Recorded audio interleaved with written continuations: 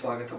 స్థానిక డొంకరోడ్డులోని స్వచ్ఛంద సేవా సంస్థ శ్రీ మాతృశ్రీ అన్నపూర్ణాదేవి అన్నక్షేత్రంలో నేడు పేదలకు చెప్పులు, కర్రలు, దుప్పట్లు, వ్యసన కర్రలు, దుస్తులు పంపిణీ కార్యక్రమం జరిగింది. ఈ కార్యక్రమంలో కన్నా సంస్థల అధినేత కన్నా మాస్టర్, సేవా సంస్థ చైర్మన్ వరప్రసాద్ మరియు కుటుంబ సభ్యులు పాల్గొన్నారు. ఈ సందర్భంగా 5,000 మంది పేదలకు అన్నదాన కార్యక్రమాన్ని నిర్వహించారు. ఈ సందర్భంగా కన్నా మాస్టర్ మాట్లాడుతూ గత 10 సంవత్సరాల నుండి వరప్రసాద్ కుటుంబ సభ్యులు పేదలకు సేవ చేస్తూ ఉంటున్నారని, ప్రతిరోజు ఈ సంస్థ తరపున 50 మంది పేదలకు అన్నదానం చేస్తూ ఉంటారన్నారు. ఈ సందర్భంగా వరప్రసాద్ కుటుంబ సభ్యులను ఆయన అభినందించారు. సమాజంలో అందరూ సేవా తత్పరతను పెంపొందించుకోవాలని ఆయన ఈ సందర్భంగా ఆయన చెప్పారు.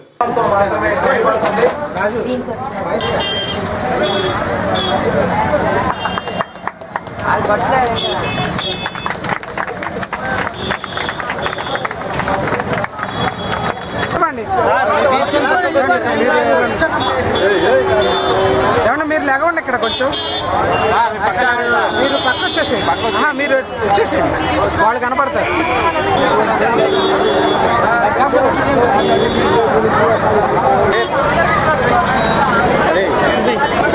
ప్రసాద్ గారు మరియు వారి కుటుంబ సభ్యులందరూ కూడా గత 15 సంవత్సరాల నుంచి అనేక సేవా కార్యక్రమాలు చేస్తున్నారు. మరి ముఖ్యంగా ₹1 ఎవరి దగ్గర నుంచి దాన ధర్మాలు తీసుకోకుండా తాను కష్టించి శ్రమించి తాను సంపాదించుకున్న దాంట్లో కొంత భాగాన్ని ప్రజాసేవకు ఉపయోగిస్తున్నాడు. మరి ముఖ్యంగా ఈ వేసవి కాలంలో ఈ రోజున ఆయన 5,000 మందికి చెప్పులు, మరెన్నో వేల మందికి గొడుగులు, అలాగే మంచినీళ్ళు, మజ్జిగ, విసనకర్రలు, చేతికర్రలు ఇవన్నీ ఇవ్వటం జరుగుతుంది. ఇలాంటి సేవా కార్యక్రమాలు ఎప్పుడు ఆయన ముందుంటారు.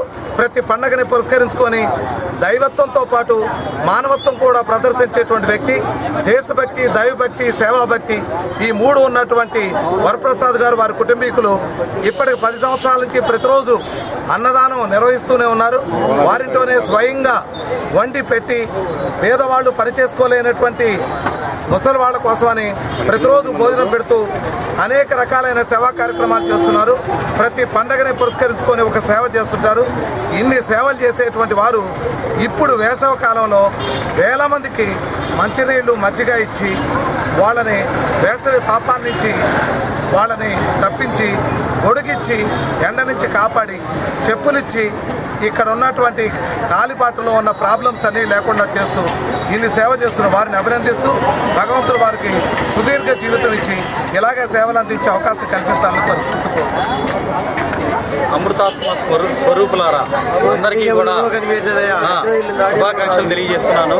అయితే శ్రీ సుదర్శన విశ్వశాంతి స్వచ్ఛంద సేవా సంస్థ, శ్రీ మాతృశ్రీ కాశీ అన్నపూర్ణాదేవి అన్నక్షేత్రం ఈ 2 సంస్థలు స్థాపించి నేటికి 9 సంవత్సరాలు. అయితే ఈ సంస్థలు స్థాపించిన దగ్గర నుంచి ఇక్కడ ప్రతిరోజు పేదలకు నిత్య అన్నదాన పథకం ఏర్పాటు చేసి ప్రతిరోజు వాళ్ళ చేత భగవన్నామని చెప్పించి వారికి వేడివేడిగా అన్నంతో పాటుగా 4 కూరలు వడ్డించి తృప్తిగా పంపిస్తున్నాము. 9 సంవత్సరాల నుంచి ఈ రోజు వరకు ఒక్కరోజు కూడా విరామం లేకుండా, ఎంత వర్షం వచ్చినా, ఎంత ఎండ కాసినా ఎటువంటి ప్రాబ్లం లేకుండా ఇక్కడ నిత్యం కూడా ఒక పుణ్యక్షేత్రంలో, మహాపుణ్యక్షేత్రంలో ఏ విధంగా నిత్యాన్నదానం జరిగిద్దో అట్లాగా మా ఇంట్లో 9 సంవత్సరాల నుంచి ప్రతిరోజు ఇక్కడ నిత్యాన్నదానం జరుగుతుంది. అయితే ఎట్లా వచ్చిందంటే దీనికి స్ఫూర్తి మా స్వామి వివేకానంద రచనలు ఎప్పుడైతే నేను చదవడం బిగించేశానో ఆయన స్ఫూర్తి నాలో అనువనున నింపుకొని ఆయన ఒక పదం నా జీవితాన్ని మార్చివేసింది. ఏంటంటే ఆ పదం, ఏ ఒక్కడి క్షుద్బాధను తీర్చడానికైనా నేను 1000 జన్మలు ఎత్తడానికైనా సిద్ధమే అనే ఆ ఒక్క వర్డ్ సెంటెన్స్ నా జీవితంలో ఆ హృదయాన్ని తాకిందన్నమాట. రాష్ట్రంలో టీడీపీ ప్రభుత్వం సాగిస్తున్న అరాచక పాలనపై వైఎస్ఆర్ కాంగ్రెస్ పార్టీ భగ్గుమన్నది. ప్రజాస్వామ్యాన్ని కాలరాస్తున్న ముఖ్యమంత్రి చంద్రబాబు నాయుడు తీరుకు నిరసనగా సేవ్ డెమోక్రసీ పేరిట శనివారం రాత్రి భారీ ప్రదర్శన చేపట్టింది. పార్టీ అధినేత వైఎస్ జగన్ పిలుపు మేరకు రాష్ట్ర వ్యాప్తంగా చేపట్టిన ఈ నిరసన కార్యక్రమంలో భాగంగా గుంటూరులో పార్టీ నాయకులు క్యాండిల్ ర్యాలీ నిర్వహించారు. పార్టీ జిల్లా కార్యాలయం నుండి లాడ్జ్ సెంటర్ వరకు నిర్వహించిన ఈ ప్రదర్శనలో పార్టీ నాయకులు, కార్యకర్తలు పెద్ద ఎత్తున పాల్గొన్నారు. అనంతరం డాక్టర్ బిఆర్ అంబేద్కర్ విగ్రహం పాదాల వద్ద కొవ్వొత్తులు ఉంచి నివాళులు అర్పించారు.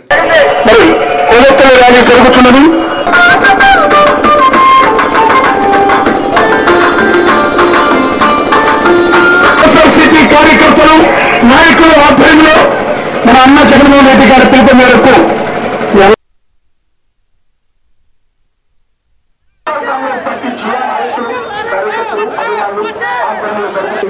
అంబేద్కర్ రాంబాబు గారు మరియు రాజశేఖర్ గారు రాజు వెంకటరమణ గారు వైఎస్ఆర్సీపీ నాయకులు అందరూ కార్యక్రమంలో పాల్గొని అలాగే వైఎస్ఆర్సీపీ రాజశేఖర రెడ్డి గారి అభిమానులు కార్యకర్తలు నాయకులు ఆంధ్రప్రదేశ్లో ఉంటే ఆ రాజ్యాంగాన్ని ఆయన ప్రజలకు చేసిన పరిపాలనను మీరే ఆలోచించండి.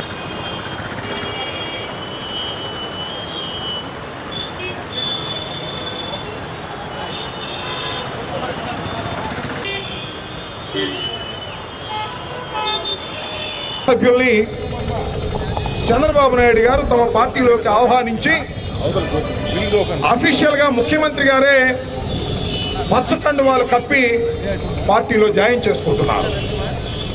ఇది అప్రజాస్వామికమైన విధానం. ఎందుకంటే ఒక పార్టీలో గెలిచి మరొక పార్టీలో చేరటం అనేది అనైతికం, చట్ట వ్యతిరేకం కూడా.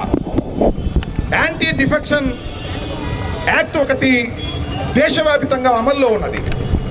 ఎవరైనా ఒక పార్టీలో గెలిచి మరొక పార్టీలోకి వెళ్ళినప్పుడు నైతికంగా అయితే వారు తమ పదవికి రాజీనామా చేసి వెళ్ళిన పార్టీ తరఫున పోటీ చేసి గెలుపొందవచ్చు.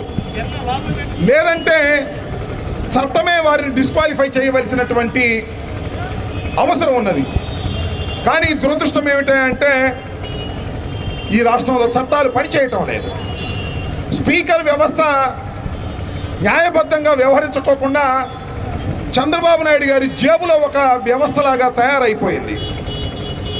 ఇలా జరగటం వల్ల ప్రజాస్వామ్యానికి ముప్పు ఏర్పడేటటువంటి అవకాశం ఉన్నది. ఇవాళ వైఎస్ఆర్ కాంగ్రెస్ పార్టీ నుంచి 10 మందో 15 మందో పార్టీ మారితే ఒరిగిపోయేదేమీ లేదు. జగన్మోహన్ రెడ్డి గారికి ఉన్నటువంటి ప్రతిపక్ష హోదా పోయేదేమీ లేదు. లేదా ముఖ్యమంత్రి గారికి ప్రధానమంత్రి అయ్యే అవకాశమూ లేదు. కానీ ఎందుకు ముఖ్యమంత్రి గారు ఈ అనైతికమైనటువంటి చట్ట వ్యతిరేకమైనటువంటి న్యూస్ ముగించే ముందు హెడ్లైన్స్ మరొకసారి.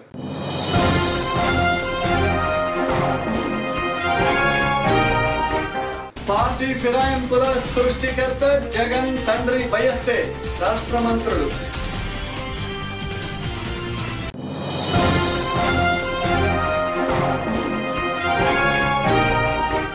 జంట ఫారెస్ట్ ఆఫీసర్ల హత్య కేసు మిస్టరీని ఛేదించిన రూరల్ పోలీసులు.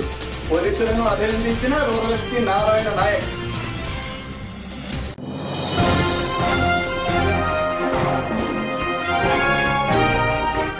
ఆటోలపై నియంత్రణ అన్యాయం. సిపిఐ జిల్లా అధ్యక్షుడు జంగాల అజయ్ కుమార్.